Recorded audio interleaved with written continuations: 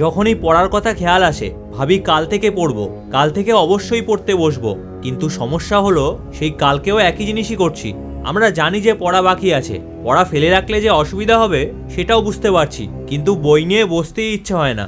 দেখো, ভালো রেজাল্ট করতে হলে তোমাদের পরিশ্রম করতে হবে, তাই কোনো পড়াই কালকের জন্য ফেলে রেখো না। যা পড়তে হবে তা আজকেই পড়ে ফেলো, কারণ যত পড়া বাকি থাকবে তত শেষ করা কঠিন হবে। ফলে একসময় গিয়ে তোমরা চেষ্টা করাই ছেড়ে দেবে। তাই আজ থেকেই পড়তে শুরু করো। দরকার হলে সব থেকে সহজ পড়া দিয়ে শুরু করো, তাহলে একদমই খারাপ লাগবে না। এবার পড়া যখন কমতে শুরু হবে তখন ভয় একেবারেই কেটে যাবে, উল্টে নিজে থেকেই পড়তে ইচ্ছা হবে। তাই যেই জিনিসগুলোর দরকার নেই সেগুলো সরিয়ে রেখে তোমরা আজ থেকেই পড়তে শুরু করো, তাহলে অবশ্যই সফল হবে। জেগে ওঠো চ্যানেলে তোমাদের সবাইকে স্বাগত। আমাদের পড়তে না পারার কারণ হলো আমরা সময় ঠিক করে হিসেব রাখি না। আমাদের স্কুল যাওয়ার সময় আছে, খাওয়া দাওয়া স্নান সবকিছুর সময় আছে, কিন্তু আমরা নিজেরা যে পড়াশোনা করব আমাদের সেই সময় নেই। তাই সেই কারণে পড়ার সুযোগই পাই না। দেখো, সময় কখনো এমনি এমনি আসবে না, সময় বার করতে হবে। দরকার হলে ভোরে উঠে পড়তে বসো, ঘরে যেই কাজগুলো করতে হয় সেগুলো তাড়াতাড়ি করে ফেলো।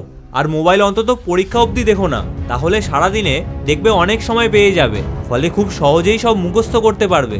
কিন্তু এইসব না করে যদি পড়া ফেলে রাখো তাহলে পড়ার কথা মনে করলেই ভয় লাগবে। তাছাড়া পড়তে যাতে না হয় তাই কোনো একটা অজুহাত দিয়ে পড়া সেই ফেলেই রাখবে।